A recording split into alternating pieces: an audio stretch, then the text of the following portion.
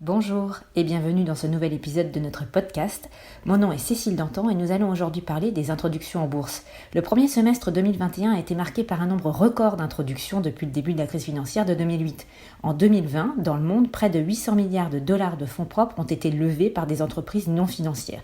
Il s'agit d'un record. Alors, quelle est la raison de cet engouement pour les levées de capitaux ? Pourquoi tant d'entreprises choisissent-elles d'entrer en bourse ? Quels sont les avantages et les inconvénients d'une introduction, et enfin quel impact ces introductions en bourse ont-elles sur les marchés et les investisseurs. Pour évoquer ce sujet, j'accueille Philippe Forny, responsable de la gestion privée chez BNP Paribas, banque privée. Bonjour Philippe. Alors Philippe, pour rentrer dans le vif du sujet, quand et pourquoi une entreprise décide-t-elle d'entrer en bourse ? Deux raisons principales peuvent pousser une entreprise à entrer en bourse.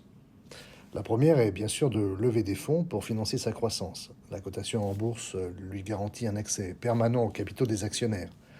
Deuxièmement, cela permet souvent aux fondateurs ou aux actionnaires importants, comme les sociétés de capital investissement par exemple, de vendre une partie de leur participation. Ce sont en fait les deux raisons principales.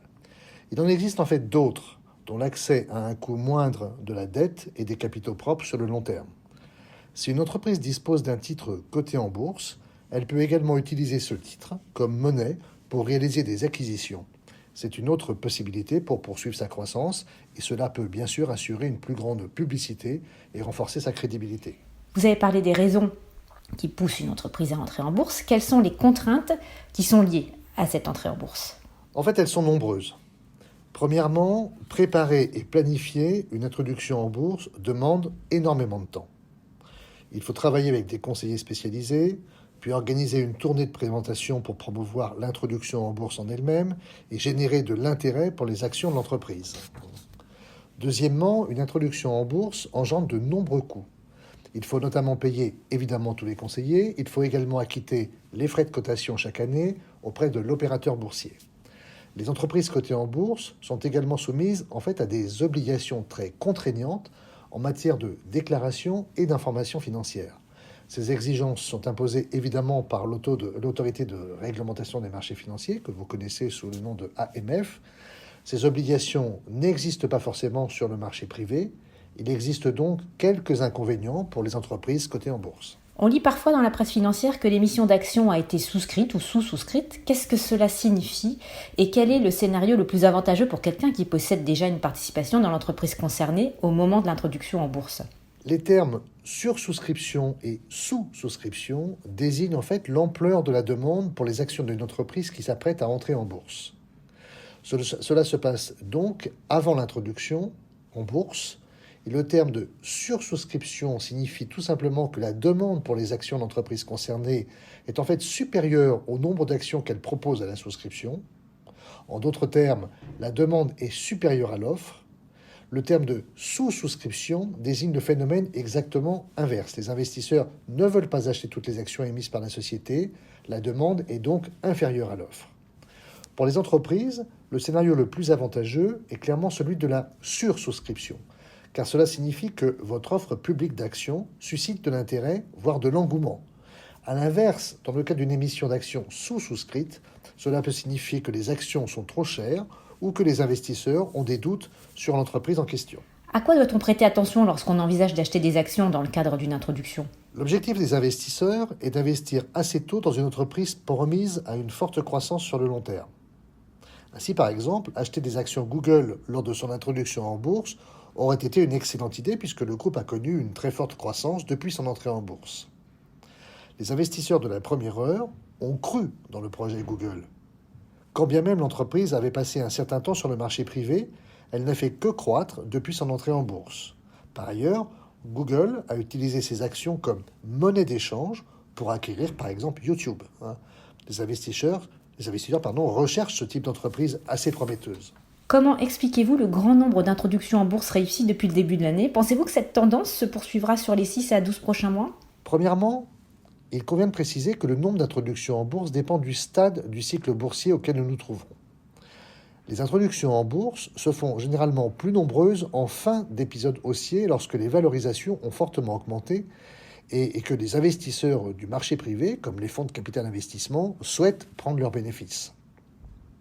C'est précisément ce qui se passe actuellement puisque l'épisode haussier que nous connaissons actuellement dure depuis maintenant assez longtemps. Certes, il y a eu un temps mort l'an dernier, mais en gros, les marchés n'ont cessé d'augmenter depuis 2009.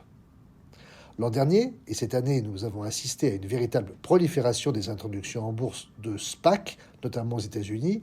Il s'agit de l'acronyme de Special Purpose Acquisition Company, un terme qui désigne des sociétés sans activité opérationnelle qui sont introduites en bourse dans l'unique but de réaliser des acquisitions, de racheter les entreprises promises à une forte croissance.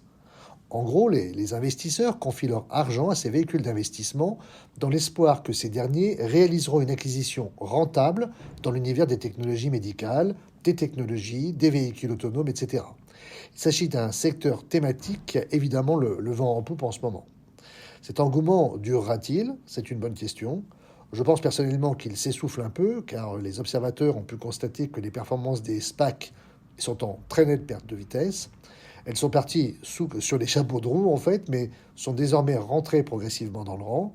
Je pense donc que les introductions en bourse de SPAC se feront en fait moins nombreuses dans les prochains mois. Très bien. Quels sont les secteurs qui connaissent actuellement un véritable boom des introductions en bourse ? En dehors des États-Unis, quels sont les principaux foyers d'activité en cette matière ? En dehors des États-Unis, les introductions en bourse se font nombreuses en Chine et dans une moindre mesure au Royaume-Uni. Mais le plus gros de l'activité se concentre clairement aux États-Unis et nous assistons en fait à de nombreuses émissions dans les secteurs des technologies, des biotechnologies, des technologies financières, communément appelées fintech, et des énergies renouvelables. Nous avons également observé de nombreuses introductions en bourse d'entreprises technologiques chinoises. Concernant la Chine, il convient d'ailleurs de préciser qu'il s'agit d'un marché boursier très jeune. Il n'est pas encore aussi mature que les marchés de capitaux du monde occidental, bien sûr, et la multiplication des introductions en bourse n'a donc évidemment rien de surprenant à mes yeux, puisque de nombreuses grandes entreprises ont la possibilité de faire leur entrée en bourse.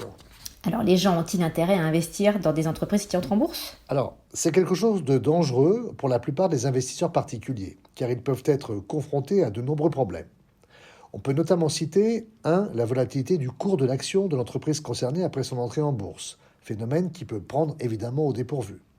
Il n'existe pas de données historiques permettant d'analyser l'entreprise. Il faut donc s'en remettre aux données du marché privé, lesquelles peuvent évidemment se révéler très rares pour une valeur de croissance, par exemple. Par conséquent, il me semble que l'incertitude est immense et il convient également de garder à l'esprit que les initiés que sont les fonds de capital investissement ou les fondateurs peuvent choisir de vendre leurs actions. Ce qu'ils considèrent comme le point optimal de rentabilité peut se révéler être le pic de la croissance de l'entreprise. Le cas échéant, il n'est pas judicieux d'acheter lors de l'introduction en bourse, car s'ils vendent au meilleur moment, cela signifie que l'investisseur n'achète probablement pas au meilleur moment. Il faut donc se méfier. Si vous tenez vraiment à acheter des actions dans le cadre d'une introduction en bourse, vous pouvez acheter des parts de fonds communs, investissant notamment dans des introductions en bourse, et il existe notamment des ETF spécialisés dans les introductions en bourse. Personnellement, je préférerais acheter des parts de fonds de capital investissement. C'est une classe d'actifs que nous apprécions particulièrement au sein de mon équipe. Acheter des parts de fonds de capital investissement équivaut en fait à investir dans des entreprises promises à une forte croissance, mais en fait à un stade précoce et avant leur introduction en bourse. Vous serez donc plus à même de profiter de leur croissance en phase de démarrage.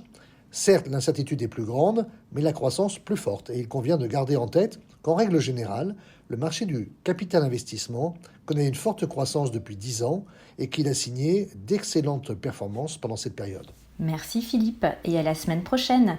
D'ici là, chers auditeurs, si vous souhaitez avoir accès à l'ensemble de nos podcasts, n'hésitez pas à nous retrouver sur notre application mobile Voice of Wealth ou abonnez-vous à notre chaîne de podcast sur votre plateforme de streaming préférée en recherchant la chaîne de podcast BNP Paribas Banque Privée. À bientôt.